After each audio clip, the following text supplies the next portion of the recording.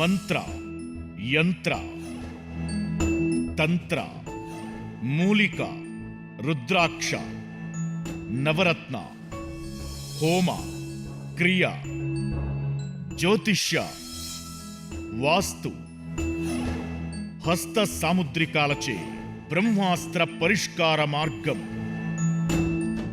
శ్రేయం గురుదత్త. ఆత్మీయులందరికీ స్వాగతం.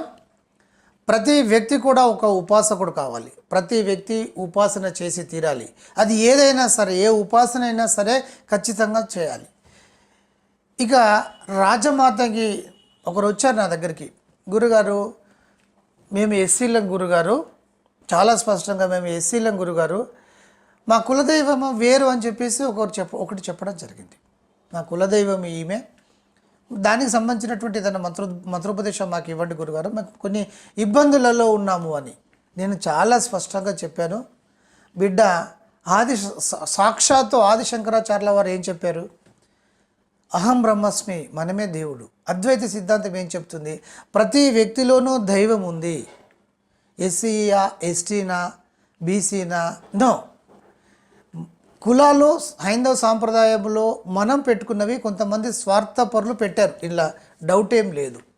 ఇక ఏ మతమైనా కూడా, ఏ మతమైనా కావచ్చు, ఇస్లాం కావచ్చు, క్రిస్టియన్ కావచ్చు, బౌద్ధ మతం కావచ్చు, పార్సీ మతం కావచ్చు, ఏదైనా సరే ప్రపంచంలో ఉండేటువంటి మతాలకు సంబంధించినటువంటి వాళ్ళందరూ కూడా, కులాలకు సంబంధించినటువంటి వాళ్ళందరూ కూడా, పేదవారు ధనికులు అనేటువంటి సంబంధం లేకుండా, విద్య ఉందా లేదా అనే దాంతో కూడా సంబంధం లేకుండా అందరూ ఈ భూమిపైన సృష్టించబడ్డారు.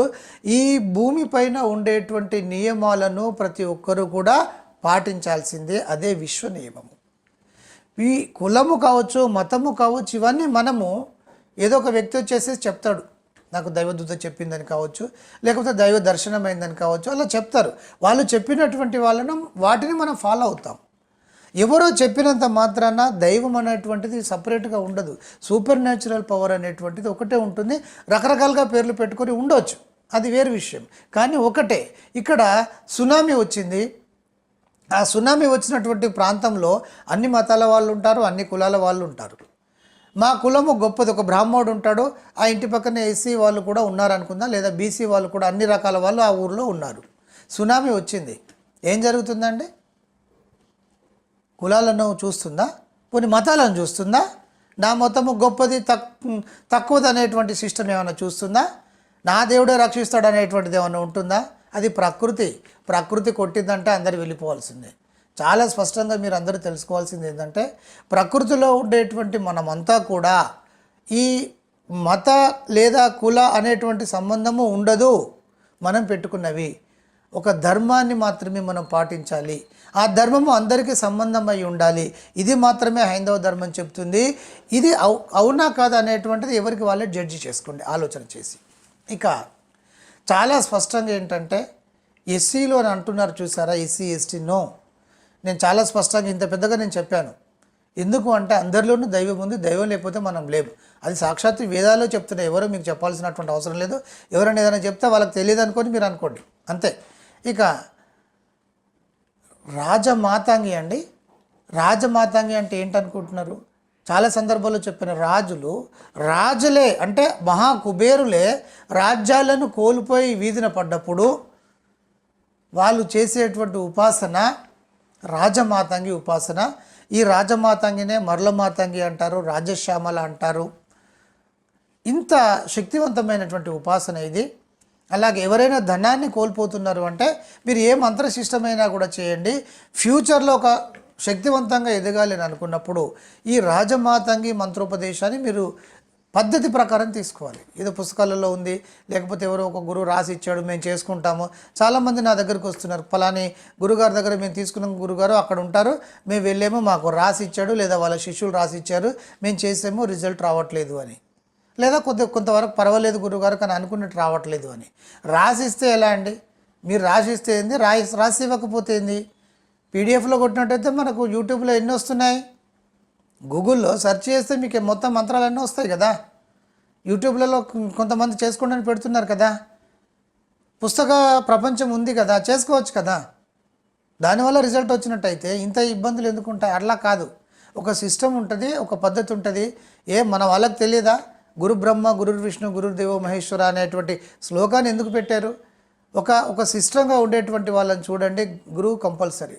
నాకు చాలా కాల్స్ వస్తుంటాయి, కొంతమంది గురుగారు మా గురువు చనిపోయాడనో శివైక్యం చెందారనో, లేదు గురుగారు మేము పలానా పేపర్లోనో పుస్తకంలోనో చూసి చేసుకుంటున్నాము, మాకు ఈ విధమైనటువంటి అనుభవాలు వస్తున్నాయి, ఈ విధంగా అనిపిస్తుంది, భయం అనిపిస్తుంది, లేకపోతే మంచిగా రకరకాలుగా చెప్పడం జరుగుతూ ఉంటుంది. వాళ్ళకు మార్గదర్శకత్వం ఎవరు వహిస్తారు? వాళ్ళు ఏదో మేము టాపో తోపో అనుకుంటారు, లేకపోతే తెలిసి తెలియక చేస్తూ ఉంటారు. వీటన్నిటికీ ఎవరు పరిష్కారం చేయాలి? నేనేమంటాను, మీ గురువు ఎవరైతే ఉంటారో వాళ్ళ దగ్గరికి వెళ్ళండి పిల్లలు. నా దగ్గర ఒక గురువుకు సంబంధించి నా దగ్గర చెప్పొద్దు. కొంతమంది అంటారు గురుగారు పుస్తకంలో చూశాను, లేకపోతే పలానా యూట్యూబ్లో చూశాను. మరి యూట్యూబ్ని అడగండి, లేకపోతే పుస్తకాన్ని అడగండి, నన్ను ఎందుకు అడుగుతున్నారు? అంటే ఒక అంటే వాళ్ళలో ఒక నాలెడ్జ్ అనేది అవేకన్ కావడం కోసం ఈ క్వశ్చన్స్ వేస్తాను. క్వశ్చన్ వేసినప్పుడు వాళ్ళు యోచన చేయడం మొదలు పెడతారు. ఇది ఒక పద్ధతి, సైకాలజీలో ఇది ఒక పద్ధతి. సో అందుకని ఆలోచనలు రేకెత్తించే విధంగా వాళ్ళు ముందుకు వెళ్ళాలని చెప్పేసి నేను చెప్పడం జరుగుతూ ఉంటుంది. ఇక్కడ మాదిగల కులదైవము రాజమాతాంగి. మొన్న కేసీఆర్ చేశారు, అటు జగన్ గారు చేసిందని చెప్తూ ఉంటారు. అలాగే చాలామంది ఇబ్బందులలో ఉన్నప్పుడు చేసేటువంటి ఒక సిస్టము యాగము కదా. యాగము యజ్ఞాలు అని అనుకున్నప్పుడు చాలా కష్టంతో ద్రవ్యంతో కూడుకొని ఉంటుంది.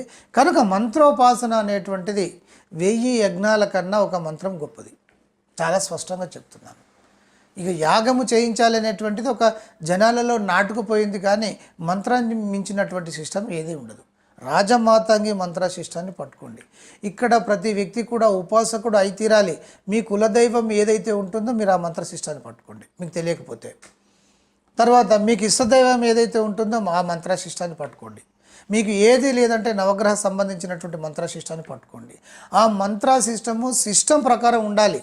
ఇప్పుడు ఓం నమో శివాయ చేయకూడదు బిడ్డ, ఓం నమో భగవతే వాసుదేవాయ చేయకూడదు కదా, పంచదశి చేయకూడదు.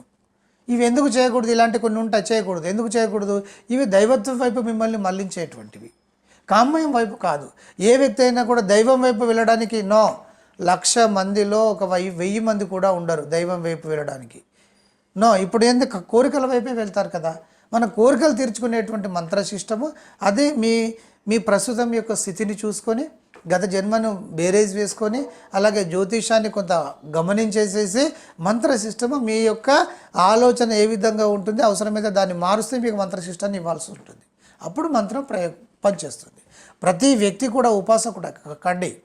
సో గురుగారు మాకు ఇప్పుడు పెళ్లి చేసాము, లేదా పెళ్లి చేసిన తర్వాత సంబంధం ఇబ్బందిగా ఉంది, మా కూతురికి ఒక మంచి వరుడు కావాలి, మా అబ్బాయికి ఒక మంచి అమ్మాయి కోడలుగా రావాలి, ఇలా రకరకాల ఆలోచనలు ఉంటాయి. ఆర్థికంగా ఎదగాలి, మా పిల్లలు చదువుకోవాలి, చక్కగా ఎదగాలి అని చెప్పేసి మీరు సమయాన్ని ఎందుకు వృధా చేస్తారు? మీరు మీ జీవితంలో ఉండేటువంటి అందరూ మనం దేనికోసం అంటే పిల్లలు పుట్టేంత వరకే మనము పిల్లల గురించి వైవాహిక జీవితం వైపు ఎక్కువగా ఉంటుంది. పిల్లలు పుట్టిన తర్వాత అటు తండ్రికి కానీ ఇటు తల్లికి కానీ పిల్లలే జీవితం కదా. పిల్లలు గొప్పగా ఉండాలి, అత్తమామలు తల్లిదండ్రులు అందరూ బాగుండాలి, మేము బాగుండాలి అని అనుకున్నప్పుడు ఆ సమయాన్ని జస్ట్ ఒక 1 అవర్ మీరు మంత్రశిష్టాన్ని పట్టుకోవచ్చు కదా. మంత్రశిష్టాన్ని పట్టుకోండి. మీరు ఏదో ఒక మంత్రాన్ని తీసుకొని మీరు సాధన చేయడం మొదలుపెట్టండి. ఒక శక్తివంతమైనటువంటి ఫలితాలను మీరు పొంది తీరుతారు. నేను అందుకే చాలా తక్కువకు నేను పెడుతున్నాను. మీరు దాన్ని ఎందుకు ఉపయోగించుకోరు? ఉపయోగించుకునేటువంటి ప్రయత్నం చేయండి. ఎవరో వచ్చి ఏదో చేస్తారు అనేటువంటిది కాదు. ఏదైనా సమస్య వస్తే పరిష్కారం చేసుకోవాల్సింది మీరే, పరిష్కారం కోసం వెళ్ళాల్సింది కూడా మీరే.